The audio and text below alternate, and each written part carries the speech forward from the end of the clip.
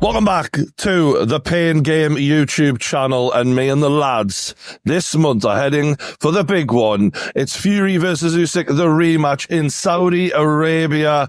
We were reacting to this live the last time, lads. Now we're actually going to be there. I want to go to Joy because Joy's our Fury fan club member. You know, Fury's mentioned about being put on the back foot early and saying that he decided to fight on the back foot.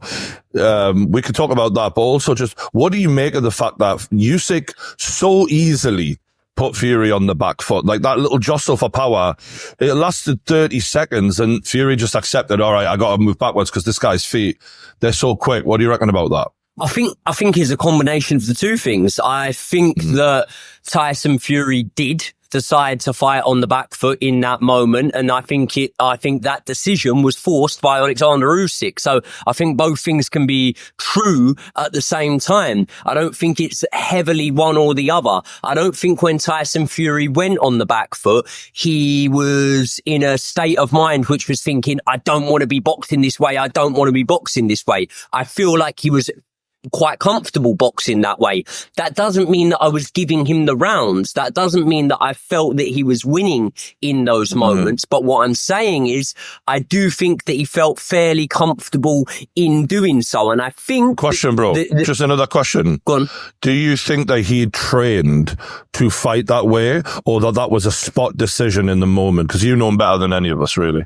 No, I don't think he trained to fight that way. My gut instinct would be the first initial training camp, he trained to take it to Usyk. I then feel like after he got the cut, and obviously there was the postponement of the date, then I think that training was heavily altered. And I think what Fury trained to do was more what he did from round 4 onwards. However, the second part of that training camp was significantly impacted by the fact that Fury knew he had a deadline. He knew that he needed to fight on that date well, I'm not going to say to make ends meet because the man has a lot of money, but to be able to secure that payday. And therefore, I think that the second half of that preparation for that fight, he probably did fight a little bit more on the back foot, how we saw him in those first 3 rounds. I do think he was forced to do that by Usyk, but I don't think he was necessarily very, very uncomfortable when doing it.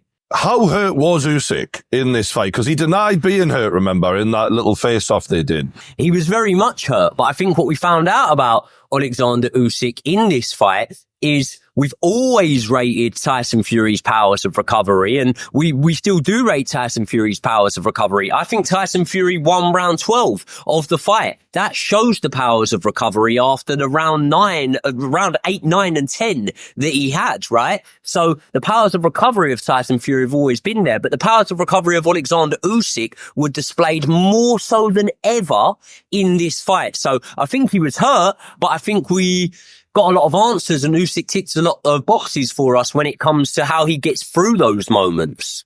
And one thing about Usyk is once he measured the distance, usually with a fighter, there's nothing you can do in this. You just you're in his world. You're almost caught in his snare. But Tyson Fury found something, and those uppercuts were really landing. That's when I think he did get hurt, because you see him trying to shake it off, but he goes to his corner, couple kisses to the cross, and Usyk finds another gear. And not because he wanted to go back, it's because he forced him back. He had nowhere to go but backwards. Because guess what? He was getting hurt there. He was getting damaged.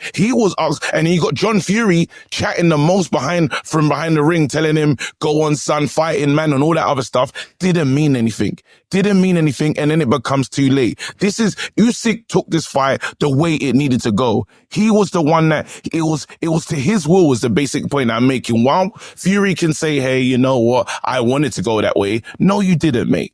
You didn't go into this fight wanting to go backwards to a guy that's a pumped up middleweight, or a guy that you showed a lack of respect to and a lack of class to, if I'm being real. Yeah, but my point, you've kind of reinstated my point there while arguing it. My point was that Tyson Fury didn't want to go on the back foot in them opening rounds. My point was that when he did go on the back foot, I don't think he felt a massive amount of discomfort. Now, when you look at the significant shots that were landed in them first 3 rounds, would you say they were to the head or to the body? I'm not saying he didn't land to the head. I'm saying there was more significant shot that were landed to the body. Now, Loza will tell you, those body shots, right, especially early on during a fight, you don't really feel them in the first few rounds. When you start to feel them is in the later rounds. So I think the work that Alexander Usyk was doing was definitely benefiting him throughout the fight. But in that moment in time, I don't think it was causing Fury major concern. I feel like the first 3 rounds were more about draining the battery of Fury and forcing him to use the energy stores that he'd had reserved for a full 12-round fight a lot faster than what he was prepared to do. And I haven't got the footage to hand right now, but you know when I say this, I bet you if we side by side almost every single Fury fight for the last 5-10 years, whatever, picking out the likes of the Dillian White fight, where it was literally like he was taking the dog for a walk, the pace in that fight, right? It was embarrassingly lethargic even. There was no pace at all to it. Fury controls fights. And I feel like what Usyk was trying to do was take him out of that level of control and get him working. And as much as I agree that technically Fury wasn't in an uncomfortable place in terms of he handled it fairly well, right? But equally, the amount of twitching and amount of energy expenditure that he was going through in those first 3 rounds, it forced him to up the gear, because it was like, well, if you don't up the gear, you're going to get, literally washed out here. So Fury was forced to perform at a level that he wasn't really expecting to have to go to until later in the fight. And that's why, in my opinion, that collapse happened around 7, 8, and 9. But to take it back a little bit, lads, when Usyk is banging Fury around the ring like he did, 12, 14 unanswered shots, whatever it was, Fury mentions this in the face-off. You had all those unanswered shots. You couldn't put me down. You couldn't take me out. And in fact, he did come back. He did actually get his head together again and start boxing. Is there something that Fury can draw confidence from out of that? Or is that just, bravado? Because he really seemed to be like, look, like you hit me flush on the chin many times and you couldn't put me out. I know he's probably thinking Wilder couldn't do that. You know what I mean? Like Wilder would have hit me and knocked me out within 2 shots. So is there some way you could draw confidence from that? I think he's always had confidence in his chin. We've seen that he can recover. But that 9th round, he didn't know where he was. I think he was very, very lucky that the referee didn't stop it. And I know people kind of have argued that, well, the referee because I think the standing count shouldn't have happened. I think in a unification fight, he should have been allowed to hit the floor. That's just my opinion. I know there's rules to say, if the ropes are keeping you up, the referee can give you a standing count because that's the only thing keeping you up. But I just don't agree with that in such a big fight of that magnitude. After 25 years of not being a heavyweight undisputed, I think personally the fight should have been allowed to carry on. And I do think also the referee kept getting in the way. There was multiple times where Usyk had him going, and the referee, I know he was probably, he's got a difficult job, and I do believe he was kind of debating on whether to jump in or not, but I don't know, it just felt to me like it was a little bit of a favour on Fury's behalf. I could be wrong. It might just be, that's just my opinion, but I don't think you can take too much from that, because I think personally he didn't know where he was, and I think he was extremely, extremely lucky. I've seen Frank Warren since then complaining that he didn't go to the body shots earlier, and that this time he will be going to the body shots earlier. Joey, do you think that that's somewhere where we can pinpoint the weakness of Usyk and that there can be confidence taken that if we go there earlier, we can do a lot more damage to him and get him out of there? When you look, for example, the uppercut he landed, right?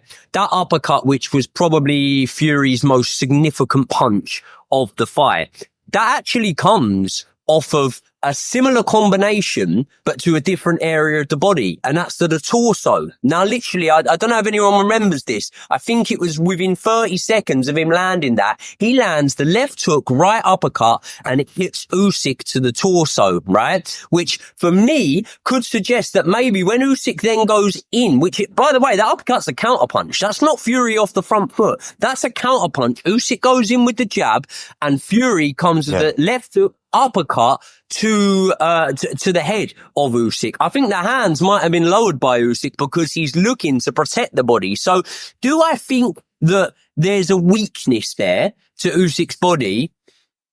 Maybe, but I think that weakness might be the wrong word. I think that weakness probably is the wrong word. Do I think that there's a method behind hitting the body of Alexander Usyk? 100%. I think that that's an area that you've got to target, and I think that's an area that will bring you success. But I think that after the Daniel Dubois fight, especially for those of us that researched back and watched Usyk's amateur career and whatnot, I think we were all looking at it and going, that's the weakness. That's the weakness. And after this fight, I think that that's just an area that you should look to exploit. I don't think we can definitively call Usyk's body or the ability to take a body shot a weakness, because we speak about the way that Fury is able to come back into fights. Look at the way that Usyk was able to come back into fights. And I believe, personally, from my own experience in boxing, it's easier to come back strong in a fight after being hurt to the head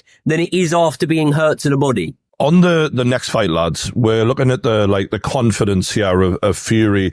Interested to see how does he come back from a defeat, right? We've never seen anything like this where it's such a bravado type of character. He's saying, he didn't think he lost that fight. He's mentioned about the Ukraine war as part of the reason. But he's ultimately playing off and specifically saying, well, the judges gave it to him. Good luck to him. God doesn't make mistakes. God wanted him to win that night. And it's very interesting in the way he's sort of dancing around losing. He's trying to mentally avoid, he said it was a very, very close fight, but he won. But he's doing everything he can to give himself as much credit in the process, I feel. What do we think his state of mind is coming into this fight, truthfully, deep down inside? The main thing that I'm noticing about just Tyson Fury and what they tried to do post-fight, because that was important, because we saw them do things that we never seen before. Obviously, he doesn't get to sing his song, and then there was all this stuff about Usyk's really hurt. He has to go hospital. It's almost they were trying to convince themselves from that moment, and everybody left. They got the hell out of Dodge.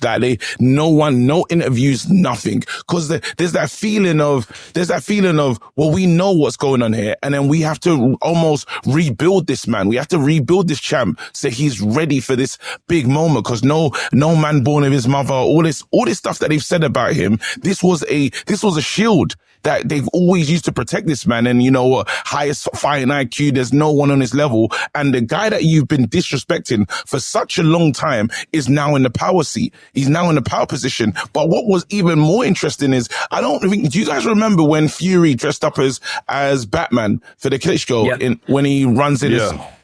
So just imagine now, they flipped it. He's come as the hitman, opened the suitcase and said, hey, sign this. So the costume that you wore for my hero, I'm now wearing it for you, and you're on the face of this defeat, and I'm going to do it to you again. That's really difficult for Fury, even though he'll play along, because he understands one thing about him, he's a showman, but then he has to contest with so many different things. That's the man that beat me. He's going in the ring as a loser, not the underdog, because the underdog mentality really fits Fury. I think he performs better as the underdog. But right now, he's not the underdog. No, mate. This guy bested you. But when we talk about this specific press conference you're on about there were 3 bits of media done that day. There was the press conference in the hall that we were at. We were there for AJ Dubois, weren't we? The really nice, classy place in London. Big hall, So there was the press conference there, right? That was in front of an audience. I'm guessing if it was anything like the one we were at, it was maybe 100 to 200 people in the building at that time, right? Then that's the specific press conference where I think that most people would say that Tyson Fury came across as respectful, and maybe KG, I'm saying I interpret it. You are saying that he came across almost like he had his confidence taken away. Now, I think that sometimes it can be a bit of a lose-lose situation for Tyson Fury, because one thing that I do know that he did do in that press conference, and you can go back and look at it, is he said the right man won.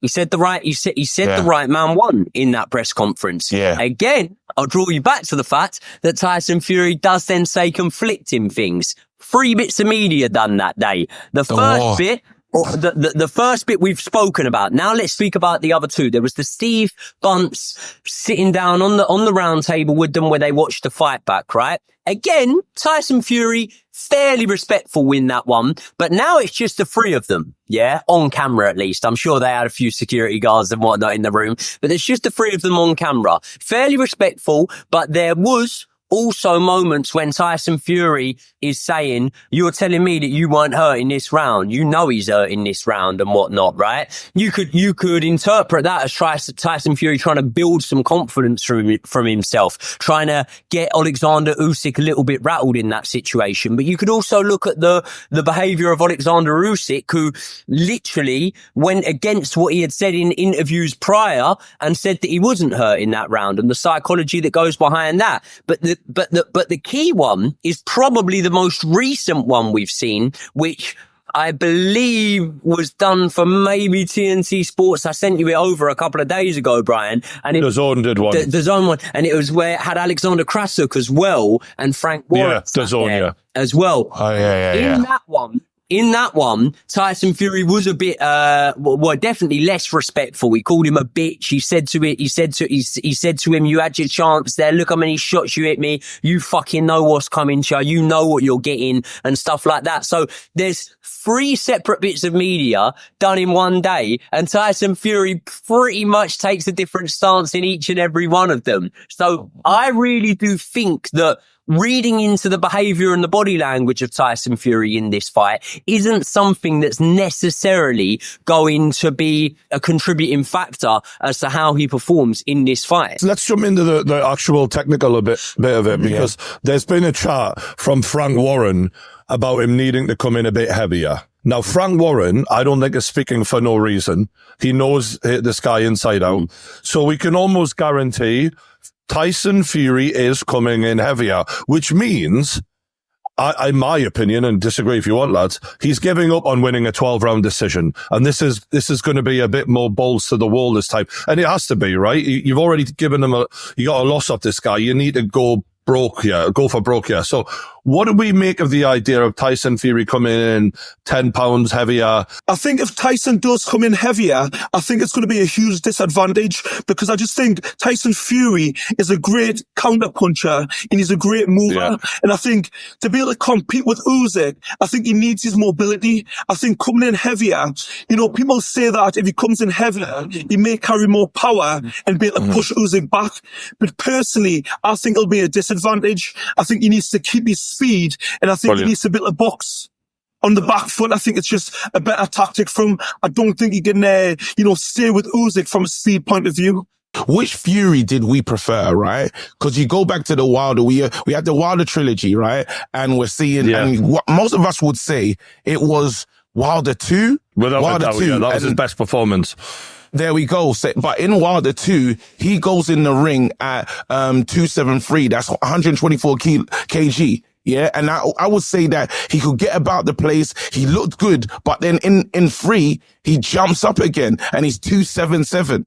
And this is the thing. Like, while he was a bit more, I would say, danger, he knew what was doing, because Wilder couldn't move. You don't have to worry about the footwork of somebody like that.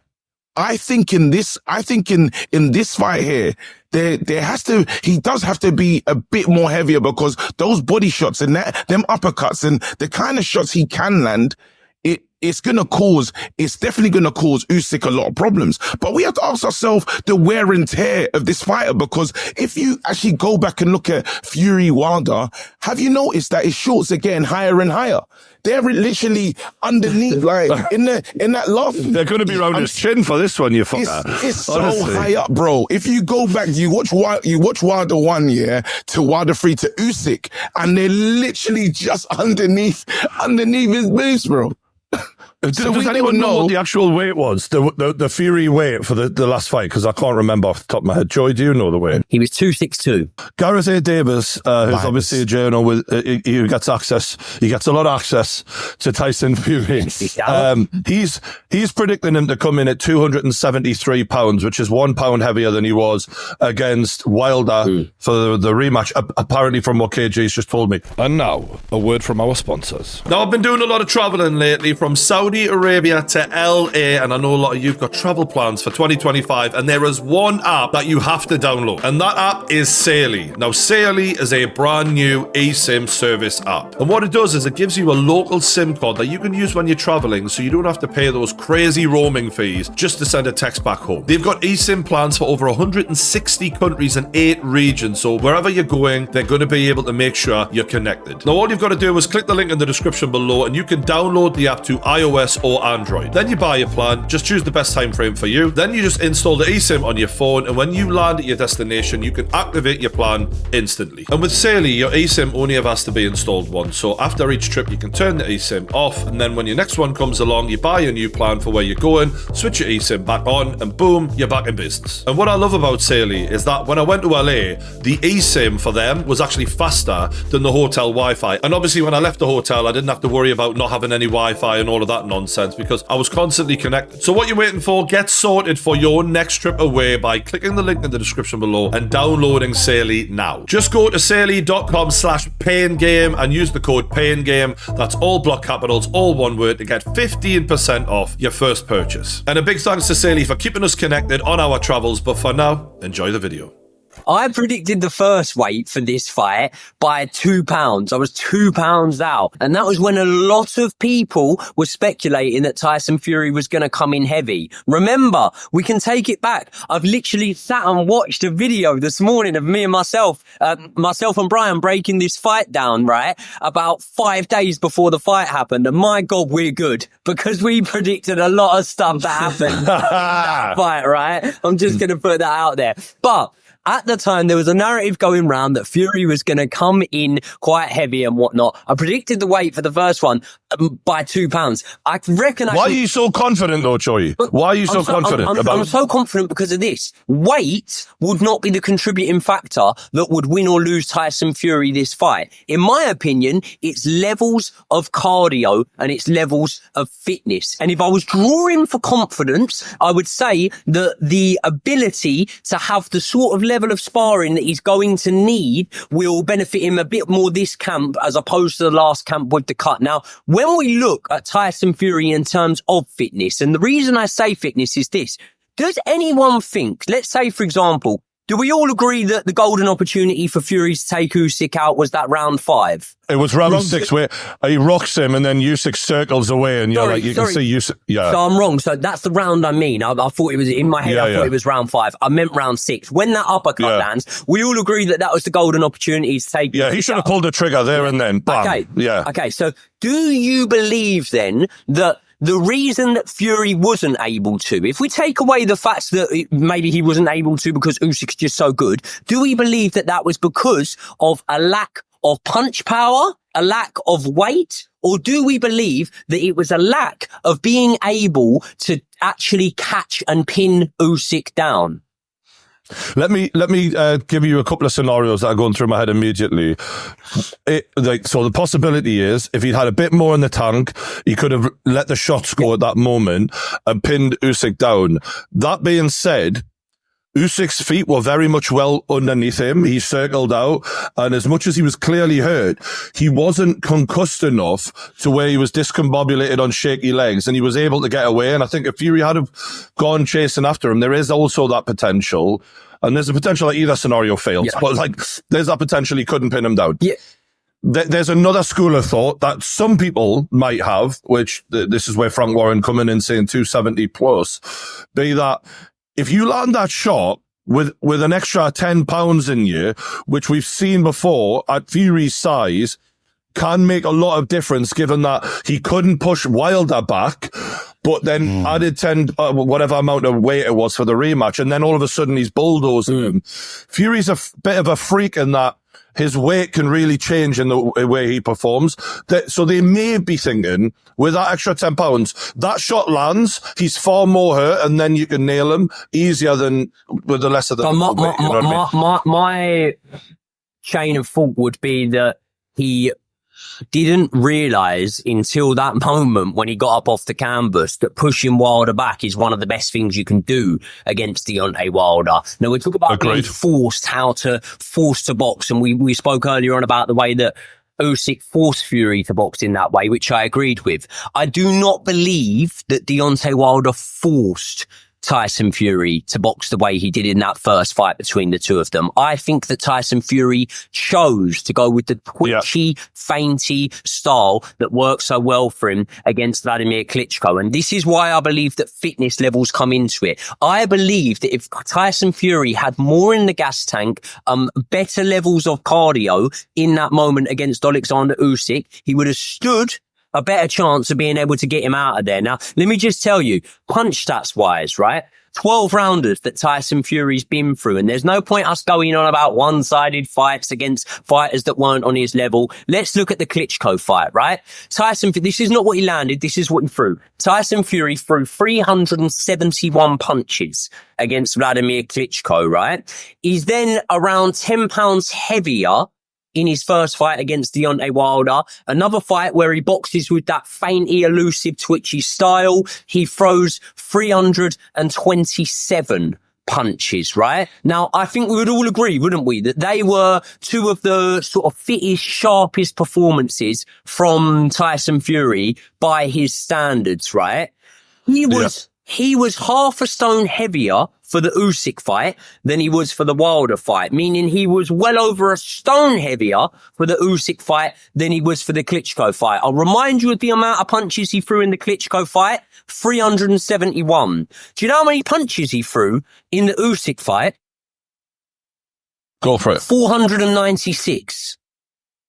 That's a big difference, right? So the point I'm making here, right, is Tyson Fury was very, very fit for the Usyk fight. This is a point I know you've made, Brian. A lot of people are saying he needs to be fitter, he needs to be fitter. And I'm literally making that point now. But Tyson Fury was fit for the Usyk fight. The reason Tyson Fury had to throw more punches is because he was forced to throw more punches because offense is the best form of defense, okay? So what I am saying is this camp now, for me, needs to be a fitness camp. This camp needs to be an endurance camp, and it needs to be a camp that is worked around being able to capitalize and squeeze every bit of juice out of that moment of success.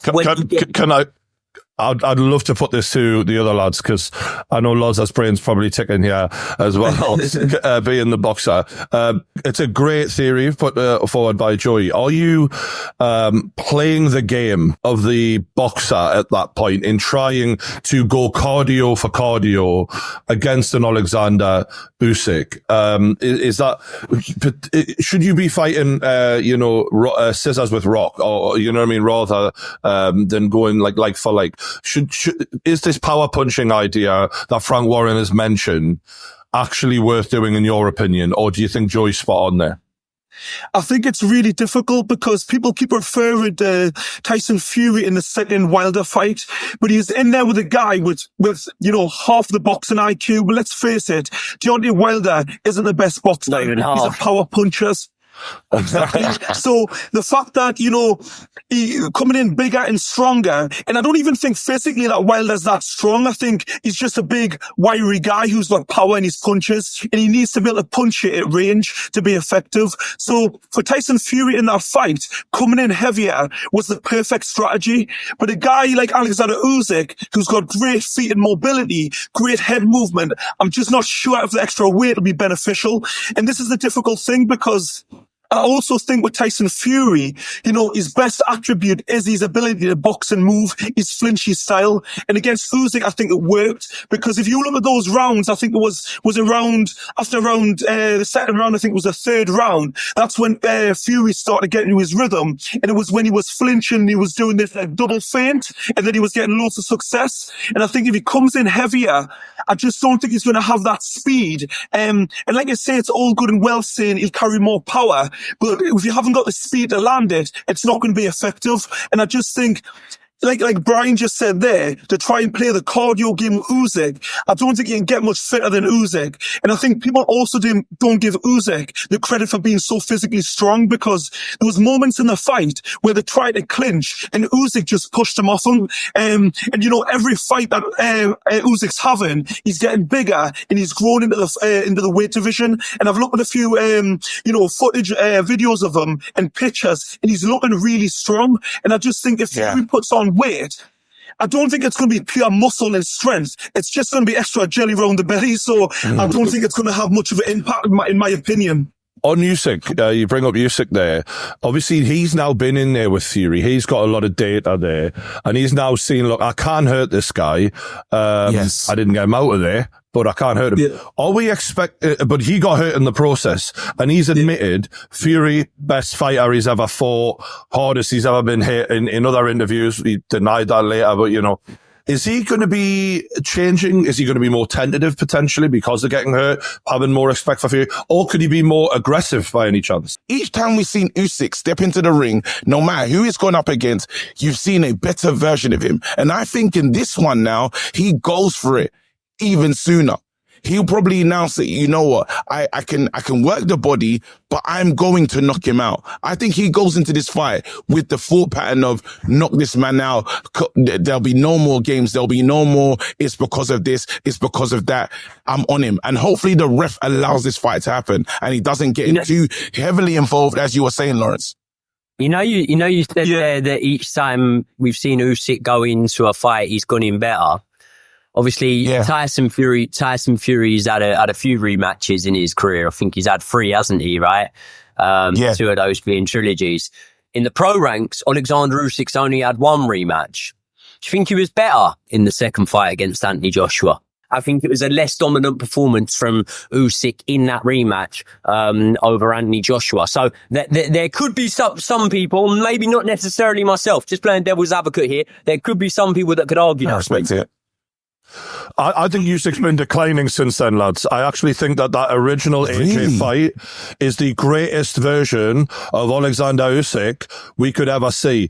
The way he outclassed AJ in that first fight, it was unbelievable. Like the level of energy he had in that fight, his feet never stood still for more than a second. And I think that physiologically, you have to understand, like, this is a few years back now. He's kicking on to nearly 40 years old, mate. Like, how much can those feet keep going in the way that they do? I disagree. I think that was the best version of Usyk. Oh yeah, definitely. I was playing it back in my mind of what I saw that night, and literally he met the best version of AJ. He could have never met AJ could do nothing else. And that's why AJ was in there saying, how do I beat you? Like, how is this happening? Because I've done everything. I've done every preparation that was needed for a fighter to do. I did that and you still beat me. Right? So, and the point I was kind of making when you talk about Usyk is I always kind of saw him as someone that was not saying he's cosplaying as a heavyweight, but then I never thought he was comfortable at that weight. I always saw he's someone that's here, but he's not. And now what you're seeing is a guy that is comfortable. Each time I look at him, I'm like, you now look like a natural heavyweight. He doesn't look like someone that's like, having to meet this thing or struggling, is he of the weight class? No, he's comfortable. You can't just move him around the ring. You can't have your way with him and bully him. And I think that's important. This brings us on to the deterioration. I kind of mentioned that there. I don't think Usyk's his best. I don't think Tyson Fury is his best. And this also might come down to like how much are all these training camps taken out of these boys? How much he's seeing Fury outside the pub afterwards, like how mentally, is this taken out of them both as well? And punch resistance and things like that. Like, could we see a Tyson Fury whose punch resistance, after probably being closer to being disconnected from his conscious than he's ever been, can he take those shots in the second round? Do we see Usyk and Fury turn up the same as last time, or do we expect to see further deterioration or not? It's funny you should mention about deterioration, because when it comes to Usyk, I don't think he's deteriorated at all. I think when you talk about the first AJ fight looking his best, I think then, he just moved up to the heavyweight division. I don't think he'd had that many fights, and his body's been constantly changing, and I think it's been evolving. So I think fight to fight, he's been different, because physically his body's still trying to adapt. And I think that Usyk was seeing now, the last fight against Fury, I think it was a great version of Usyk. I think he was physically stronger. I think when I was watching the fight back only recently, when you see the up-close shots of him hitting Fury, the power in his shots, he's definitely a heavyweight now. I think his power is massively underrated. If you're going to say who's deteriorated the most, in my opinion, it's Tyson Fury, because Alexander Usyk's always looked after his body. Yes, he's a little bit older, but Tyson Fury has abused his body, and I've been saying it for a while. I think Tyson Fury's been on the decline. I think it's more down to his motivation, but naturally, physically, you can't keep on having a fight and then drinking, going off the wagon. You just can't do that in boxing, not at the elite level. And when you meet Alexander Usyk, you need to be at your best. And you mentioned about, who's going to deteriorate, I think, on the mental side. I think Tyson, he got absolutely, splattered basically in round 9. He's going to have demons in his mind. As much as he lies to himself and he tells everyone, he's fine and all the rest of it, that's going to be playing on his mind. I think Alexander Usyk is going to go in there with a lot more confidence, and I do think he's going to take it to him. I think it's going to be even a faster paced fight, and I do think he's going to drown Tyson Fury. I believe that those demons that you speak about, and I think you're right there, Loza, in terms of Tyson Fury's going to have those demons in his mind. I'm very glad as a Tyson Fury fan that he's going to have those demons in his mind. I personally think, and this is my interpretation, I don't have any inside knowledge, I don't know, but I think that you'd always look at fighters that you've studied throughout their career, and you've probably, there's some fighters you could say you've watched all their fights. I've probably watched every single bit of media Tyson Fury's ever done. I've probably watched every single interview he's ever done. Do you know what I mean? I've read all 3 fucking books and I can't even read. So either way, I feel like I know a bit of the psychology of this man. And Tyson Fury knows he lost the fight. Whether he says it or not in the media, I feel like Tyson Fury knows he lost the fight. I feel like Tyson Fury knows that he needs to be better in this fight. And I feel like Tyson Fury believes that he can be better. And I do feel like he believes that he can win this fight. What I do believe for absolute certain is with Alexander Usyk, he's a flat line. He stays level, and that's what works for him. It works very, very well for him. What works well for Tyson Fury is when he is up against it, when it is back up against the wall, Let's remember the Deontay Wilder fight he went into as an underdog. The Deontay Wilder rematch he went into as a bookmaker's underdog. A slight one, nowhere near as big an underdog as he was in the first fight, but an underdog nevertheless. An 8-1 underdog he went into against Vladimir Klitschko. I believe that this will be the first time, I think, since those Wilder fights, that he's gone into the fight as an underdog once again. And I believe that if we were talking about Alexander Usyk here going in as an underdog, I don't feel like it really does anything, because I said he has that flatline confidence and sort of momentum about him. Whereas Tyson Fury, I believe, is a boxer that emotion gets to way more than your average boxer. And I believe that throughout his career, we've seen him be able to harness that, right? One of Tyson Fury's most infamous moments, right, came from a man sat right here with ourselves right now, myself, Brian, right? And why did that outburst come from him? Why did the outburst come from him? I'll tell you why it came from him. Because Tyson Fury knew that the British public weren't happy with the fight that he was taking against Derek Chisora. And that's why you could see he was getting riled up and getting annoyed with your line of questioning. Also, the fact that you were asking him questions that people don't necessarily ask him because they're scared they won't get another interview and whatnot, right? But they were questions that the British public had on their mind. And Tyson Fury was getting very, very agitated in that moment, right? And I think that's because he understood, as well as we understood, that it was a bit of a nothing fight. It was a fight that he was a favourite in. And Tyson Fury is scared of that feeling, in my opinion. He's scared of the feeling like it's a foregone conclusion. He should win a fight. And when he does win the fight, because it's not the underdog story, he's not going to get the plaudits from the fans that he feels that he should be getting. In this fight here, he will get that. In this fight here, if Tyson Fury wins, my God, he will get those plaudits from the fans and people will have to eat their words, and he understands that. And I believe that as much as you can say, well, boxing ability and the way that a fight plans out will override all of this emotional stuff, I do believe there is a heavy mental side that comes into boxing. I believe it's more, the percentage wise works more for some fighters rather than others. And I think that this mentally is a fight that suits Tyson Fury very, very well. I completely agree. And I think we're going to see the absolute everything that this man has left in the tank on show in this fight. Because as he walks to that ring, he's going to be in full knowledge. If I'm not at my absolute best yet, I'm not winning. And I have to leave everything in there. And only with a gun to his head were we ever going to get this version of Fury, because obviously he never intended on taking these hard fights, because why bother? I can make the same money fighting people who are plodders who aren't going to give me any trouble as I can fighting this nightmare matchup. Now he's being compensated for it. Shout out to the great man, Turki Al-O'Shea. And we're going to see the best of him. And it's funny that you should mention, that interview, because when I was watching the fight back, I remember thinking, it's funny that you avoided this fight because it is so hard and here you are with a loss on your record. But the real boxing fans, not the people who watch one fight every 6 months or whatever, but to us, in my opinion, Tyson Fury's stock has actually risen from watching that performance against Usyk, from giving Usyk his hardest fight, from swinging the fight back in his direction, from boxing so beautifully on the back foot at times. I have more respect for him. And the fact that he did continue after that 9th round and make it to the end. Like, a defeat isn't always... We got to look at the greats like Muhammad Ali and say that the defeat isn't a legacy ender. It's actually part of the fact that you want to be able to look back on your career and go, I've fought the best, I fought everyone. I took the risk. I don't know. It's a real shame that he didn't fight better opponents, throughout his career, because the fact that he competed with Alexander Usyk, who's had 300 plus amateur fights, and what he's achieved in the professional rank. Do you imagine how good Tyson Fury could have been had he been more active and he hadn't abused his body? I think it's just a real shame, because the fact that he competed with him, like you said, his stock's actually gone up.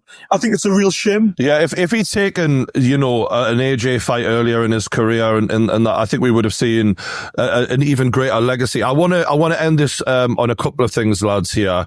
How do we see the fight playing out in the event, for a start, that Tyson Fury wins this fight? If we were to imagine it, what are you envisaging in terms of how we would get the job done? I can only see one way, and that's by knockout. I can't see him outboxing Usyk for 12 rounds, especially not with the extra weight that he's supposedly going to be carrying. I think only knockout.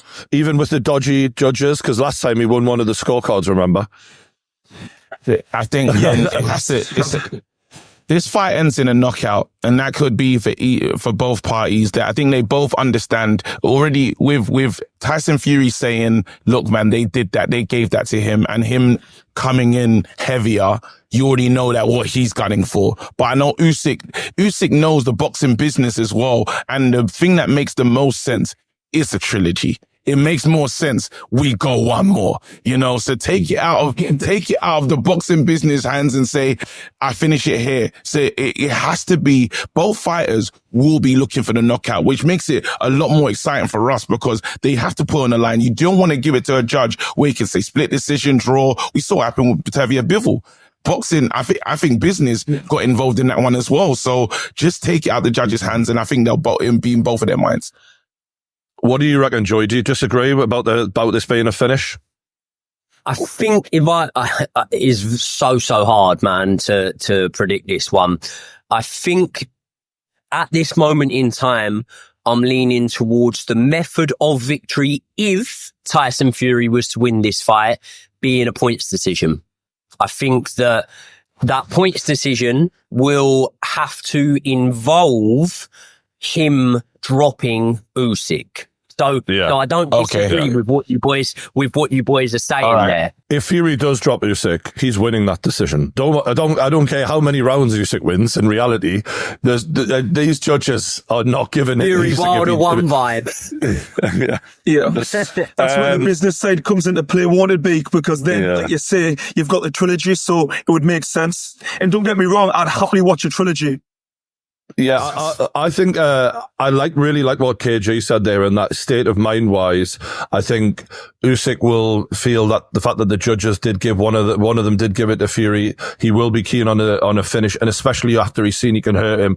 And I think in terms of Fury, desperation wise, I feel like he's going to feel a lot more like I got to really hurt this guy a lot more than I did last time. So he's going to have to throw caution to the wind. I think the main mistake Tyson Fury made in the last fight was mentally, he wasn't ready to die in there. Like if you're gonna beat Usyk, you need to be able to leave every single last piece of yourself in there, because that's literally what it's going to take.